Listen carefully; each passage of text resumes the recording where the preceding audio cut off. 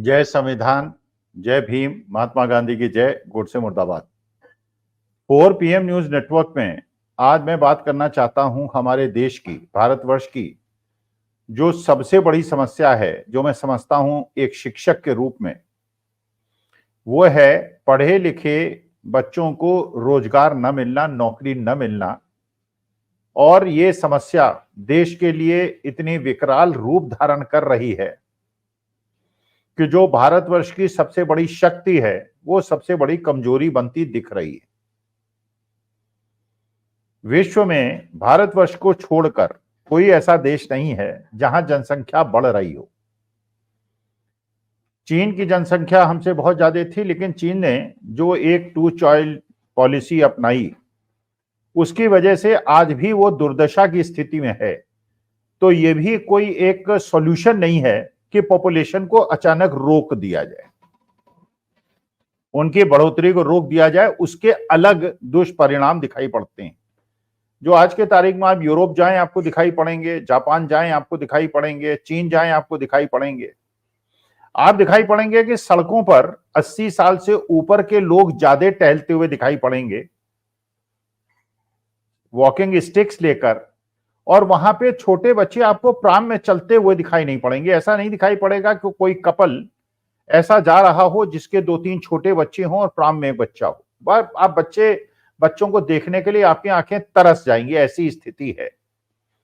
क्योंकि जो विकास जिसको कहते हैं उसके अनुसार लोगों ने अब बच्चे पैदा करने का जोखिम उठाना छोड़ दिया है, उसका दर्द झेलना छोड़ दिया है। तो एक विषम स्थिति पैदा हो गई है यूरोपियन देशों में और बाकी देशों में कि नई पीढ़ी आगे आ नहीं रही और पुरानी पीढ़ी बूढ़ी होती चली जा रही है। अच्छा, मृत्यु दर भी कम हो रही है, जन्म दर भी उनके देशों में कम हो रही है। तो उनके यहां स्थिति यह है कि बुढ़े तो हो गए हैं लेकिन बच्चे नहीं, वर्किंग पॉपुलेशन नहीं। वर्किंग पॉपुलेशन नहीं है तो इंडस्ट्री कैसे चले, कॉमर्स कैसे चले, देश के विकास को कैसे आगे ले जाएं। अच्छा, यही चीन ने किया, क्योंकि 2 चाइल्ड नॉर्म पॉलिसी लेके वो आए तो उन्होंने 1 बच्चे 2 बच्चे पे बच्चों को सीमित कर दिया।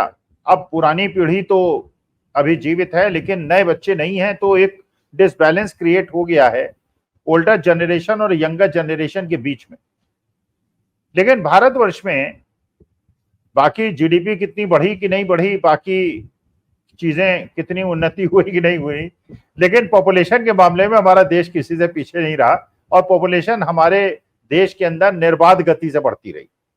हाँ, ये जरूर है कि दक्षिण के राज्यों में जहां पे साक्षरता दर ज्यादा है वहां पे विकास दर कम हो गई जनसंख्या की, और उत्तर भारत में जिसको हम लोग ऊपर पट्टी भी कहते हैं, जहां से मैं भी बिलोंग करता हूं, वहां पे जनसंख्या दर बिल्कुल अबाध रूप से बढ़ रही।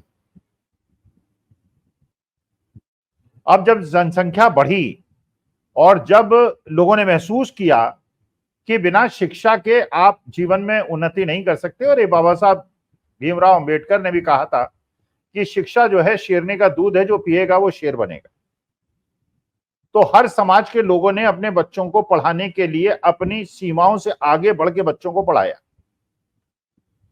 अच्छा, इस बीच में क्या हुआ पिछले 10-15 साल के अंदर कि जो सरकारी स्कूल थे, कॉलेजेस थे, हॉस्पिटल्स थे, उनको एक तरह से तबाह कर दिया गया। हम लोग बचपन में पढ़े हैं, सरकारी स्कूलों में पढ़े हैं, हमारा इलाज जो है सरकारी हॉस्पिटल्स में हुआ है, नाम मात्र के फीस पे हुआ है, और आराम से एक मध्यम वर्ग, अल्प मध्यम वर्ग का बच्चा पढ़ भी लेता था और इलाज भी उसका हो जाता था। लेकिन धीरे धीरे पश्चिम से सीखते हुए हमारे देश के नीति निर्धारकों ने हर चीज को प्राइवेटाइज कर दिया।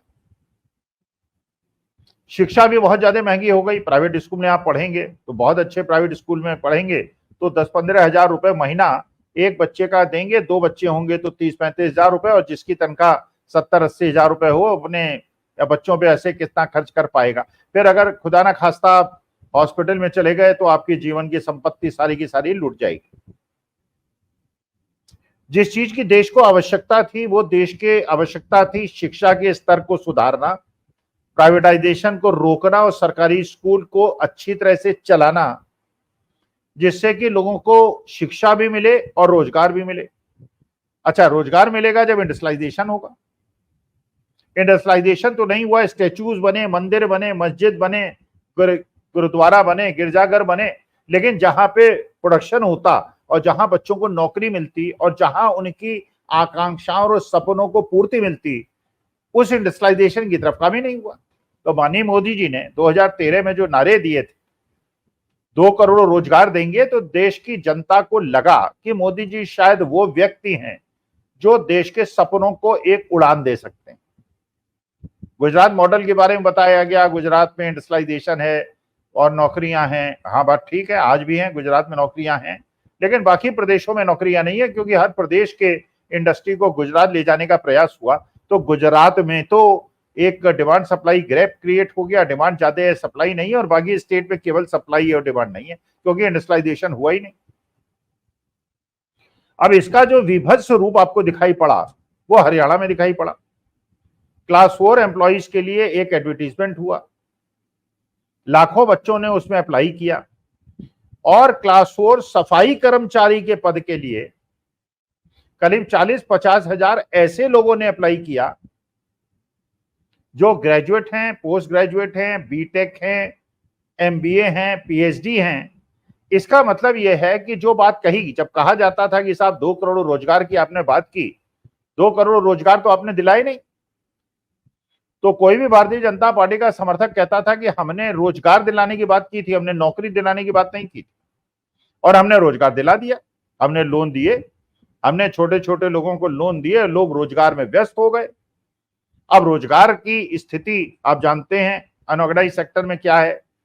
जब ये सारी ई मार्केटिंग कंपनीज आई हैं और बड़े बड़े स्टोर स्थापित हो गए हैं, तो 30-40% तो उधर शिफ्ट हो गई है। जो छोटे जो किराना स्टोर्स वाले थे और छोटे जो इंडस्ट्री वाले थे, उनके लिए तो मुश्किलें बहुत ज्यादा बढ़ गई हैं। तो एक अगर अपना उद्यम भी कोई शुरू करता है तो उसके सर्वाइवल पे एक बहुत बड़ा प्रश्न उठ जाता है, जहां पे उसे बड़े बड़े मगरमच्छों और शार्क से कंपटीशन करना होता है। लेकिन कहा गया कि साहब हमने तो ऋण बांटे हैं और बहुत सारे रोजगार सृजन हो गए। अगर देश के अंदर इतने रोजगार सृजन हो गए हैं, तो ये जो क्लास 4 सफाई कर्मचारियों के लिए आवेदन मांगे गए हैं, इसके अंदर 40-50 हजार ये एमटेक, बीटेक, ग्रेजुएट और पोस्ट ग्रेजुएट सफाई कर्मचारी के लिए अप्लाई क्यों कर रहे हैं? इससे बड़ा साक्ष्य क्या हो सकता है कि लोगों के पास रोजगार नहीं है, लोगों की बेरोजगारी की स्थिति इतनी बदतर है। अच्छा, जो पहले मैंने जहां से शुरुआत की थी, जहां पूरे वर्ल्ड के अंदर एक डेमोग्राफिक स्थिति पैदा हो गई है कि बच्चे नहीं हैं और जवान नहीं हैं और बूढ़े हैं, और देश के अंदर हमारी ऐसी स्थिति है जहां बूढ़े कम हैं और जवान ज्यादा हैं, वर्किंग हैंड्स हैं और एजुकेटेड वर्किंग हैंड्स हैं। अगर पिछले 10-15 साल के अंदर शिक्षा के स्तर को सुधारने में, अध्यापकों और शिक्षकों को मान सम्मान देने में और अच्छे लोगों को शिक्षा में आकर्षित करने में अगर ध्यान लगाया गया होता, तो आज हिंदुस्तान पूरे वर्ल्ड के अंदर सारी इंडस्ट्री को और कॉमर्स को और ट्रेड को संचालित करने में हमारे देश के लोग होते। और आप देख रहे हैं, अगर विश्व के अंदर सारी मल्टीनेशनल कंपनीज के अंदर देखा जाए, तो उनके जो सीईओज हैं वो ज्यादातर हिंदुस्तानी हैं, भारतीय हैं, यहीं के आईआईटी और आईएम के पढ़े हुए हैं। बहुत सारे हिंदुस्तान के ऐसे आईआईटी आईएम के लोग हैं जिन्होंने अपने उद्यम शुरू किए हैं और हजारों, लाखों, करोड़ों में आज खेल रहे हैं। इसका माने जो एक आरोप लगाया जाता है भारतीय युवाओं के ऊपर कि वो योग्य नहीं है, वो एक प्रकार का अपनी नाकामयाबियों पे पर्दा डालने का प्रयास होता है। भारतीय बच्चों से ज्यादा संघर्षशील बच्चे एज ए शिक्षक तो मैंने देखे नहीं। मैंने तो विश्व के हर देश के बच्चों को पढ़ाया है और मैंने देखा है, हालांकि वो टेक्निकली सुपीरियर हैं, उनके पास टेक्निकल इंस्ट्रूमेंट्स हैं, लेकिन जहां तक संघर्ष करने की स्थिति है और हमारी जो एक जुझारूपन हिंदुस्तान में पैदा हो जाता है, क्योंकि हम लोगों को पैदा होते ही संघर्ष करने की आदत होती है। सड़क पार करते हैं तो संघर्ष होता है, बिजली चली जाती है तो संघर्ष होता है, कार चलाते हैं सड़कों पे तो संघर्ष होता है, क्योंकि पैदल और स्कूटर और कार के बीच में एक संघर्ष चलता रहता है, जिसके लिए शायद विदेशी लोग बहुत ज्यादा, उनको पता नहीं है कि हिंदुस्तान में कैसे संघर्ष होता है, कानून को कैसे अनुपालन नहीं होता है, कैसे रेड लाइट्स को तोड़ा जाता है, कैसे स्पीड रन किया जाता है, कैसे ड्रंक ड्राइविंग होती है, वो सारी चीजें। लेकिन हम लोगों को संघर्ष की आदत है, तो हमारे देश के बच्चे संघर्ष के आदी हैं। तो ये तो दुष्प्रचार है कि हमारे बच्चों के अंदर सक्षमता नहीं है।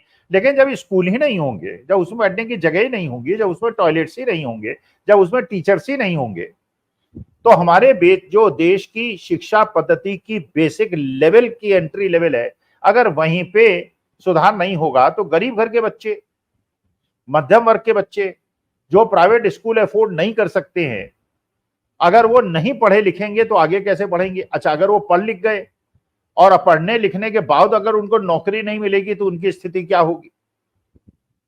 विदेशों से सीख कर अगर आप अग्निवीर जैसी योजना ले आएंगे और 4 साल के अंदर उनको रिटायर कर देंगे और खुद 74 साल में आप 5 साल और मांगेंगे और 2047 की बात करेंगे, तो देश के युवाओं को समझ में नहीं आएगा कि शासक को क्या हमारी समस्याओं से कोई लेना देना नहीं है।